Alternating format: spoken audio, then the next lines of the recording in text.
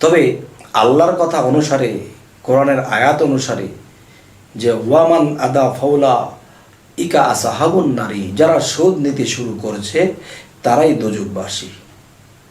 তাহলে এই পৃথিবীতে ৯৫ ভাগেরও বেশি হবে মানুষ সুদ নিয়ে জর্জরিত। একটা বাড়ি করবে, সুদ লাগবে, সুদে টাকা লাগবে। একটা ইন্ডাস্ট্রি করবে, একটা মিল ফ্যাক্টরি করবে, সুদ লাগবে। তাহলে দেখা যায় সকল স্তরের লোকেরাই সুদ নিচ্ছে, দিচ্ছে। আর এর মধ্যে ৫ ভাগ মানুষ তারা সুদ নেয় না, সুদের ধারে কাছেও যায় না। তারা কারা? যারা মূলত বাড়িঘর ছাড়া পাগল ফকির আল্লাহর ধ্যানে পড়ে আছে। বিশেষ করে এরা কিস্তি নেয় না, বিশেষ করে এরা লোন নেয় না।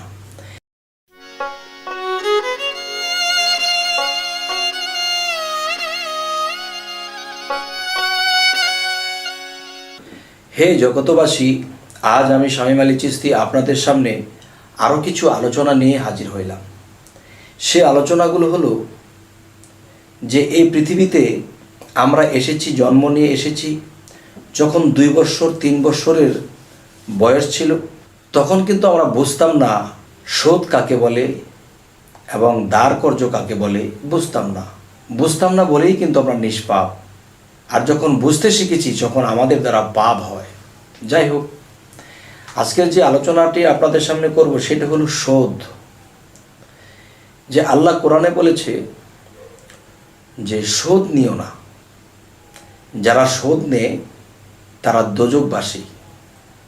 একটা আয়াতে আছে ওয়ামান আদা ফাউলা ইকা আসাহাবুন নারী, যারা সুদ নিতে শুরু করবে এরাই দোজখবাসী।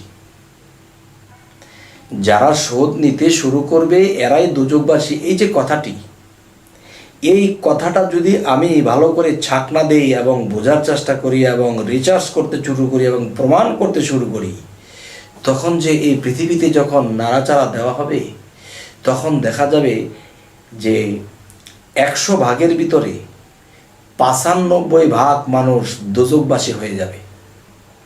কারণ এই পৃথিবীতে সুদের যেই কারখানা, যেই ব্যাংক, যেই বিভিন্ন ধরনের ব্যাংকিং বের হয়ে গেছে, বিভিন্ন কিস্তি বের হয়ে গেছে, তো এতে দেখা যায় সুদ ছাড়া কোনো কথাই নেই।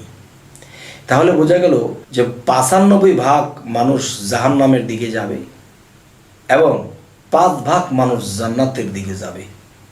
তবে আল্লাহর কথা অনুসারে, কোরআনের আয়াত অনুসারে যে ওয়ামান আদা ফাউলা ইকা আসাহাবুন নারী, যারা সুদ নিতে শুরু করেছে তারাই দোজখবাসী। তাহলে এই পৃথিবীতে ৯৫ ভাগেরও বেশি হবে মানুষ সুদ নিয়ে জর্জরিত। একটা বাড়ি করবে, সুদ লাগবে, সুদে টাকা লাগবে। একটা ইন্ডাস্ট্রি করবে, একটা মিল ফ্যাক্টরি করবে, সুদ লাগবে। তাহলে দেখা যায় সকল স্তরের লোকেরাই সুদ নিচ্ছে, দিচ্ছে। আর এর মধ্যে ৫ ভাগ মানুষ তারা সুদ নেয় না, সুদের ধারে কাছেও যায় না। তারা কারা? যারা মূলত বাড়িঘর ছাড়া পাগল ফকির আল্লাহর ধ্যানে পড়ে আছে। বিশেষ করে এরা কিস্তি নেয় না, বিশেষ করে এরা লোন নেয় না। হে জগতবাসী, তো সামাজিকভাবে বাঁচতে গেলে, বাড়িঘর নিয়ে, ফ্যামিলি নিয়ে, সমাজ নিয়ে বাঁচতে গেলে, ঘরবাড়ি করতে হলে লোন নিতে হবে। লোন ছাড়া যদি একটা ১০তলা বিল্ডিং কেউ করে তাকে কৈফিয়ত দিতে হবে, এত টাকা তুমি কোথায় পেলে? যাই হোক, সেদিকে গেলাম না। এখন কোরআনের আইন অনুসারে, আল্লাহর কথা অনুসারে যে ওয়ামান আদা ফাউলা ইকা আসাহাবুন নারী, যারা সুদ নিতে শুরু করবে তারাই দোজখবাসী। তাহলে সুদে জর্জরিত ৯৫ ভাগ মানুষেরও বেশি, ৫ ভাগেরও কম মানুষ এটা জর্জরিত নেই। তো আজ এই কথাগুলো বলতেছি যে আমি যে সমাজে বাস করি, দেখা যায় আমি যদি একটা বাড়ি করি তাহলে আমাকেও লোন নিতে হবে। আর লোন নেওয়া মানে আমাকে সুদ দিতে হবে, নিতে হবে। হে জগতবাসী, আজ আপনাদেরকে এই কথাগুলো বলে শেষ করব না, আরও একটি কথা বলবো। সেই কথাটি হলো সুদ ২টি প্রকার। একটি সুদ হলো যে প্রতিশোধ। আমাকে সে মেরেছে, আমি তাকে মেরেছি। আমাকে ধমক দিয়েছে, আমি ধমক দিয়েছি। আমার ক্ষতি করেছে, আমি তার ক্ষতি করে দিয়েছি। সে যেরকম শয়তান, এই কাজগুলো করতে গিয়ে আমি হয়ে গেলাম শয়তান। তার মানে এখানে কি করলাম? আমি তাকে খারাপ বলেছি, আমাকে সে খারাপ বলেছে। আরে এই বুঝটা কেন আসেনি যে আমি তার মাথায় হাত বোলালে সে আমার মাথায় হাত বোলাবে, আমি তাকে খাইয়ে দিলে সে আমাকে খাইয়ে দেবে, আমি তাকে সম্মান করলে সে আমাকে সম্মান করবে। তবে কেউ আমাকে চর দিয়েছে, এর বদলে আমি তার হাত ধরে ক্ষমা চেয়েছি। কেউ আমাকে ধমক দিয়েছে, তার মাথায় হাত বলে দিয়েছি, বাবা আমার ভুল হয়ে গেছে। এভাবে যদি যাই তাহলে এখানে প্রতিশোধ নাই, এখানে শান্তি আর শান্তি। তবে শোধ টাকা বা ধন সম্পদ দিয়ে। আরেকটি শোধ হলো কি, যে প্রতিশোধ।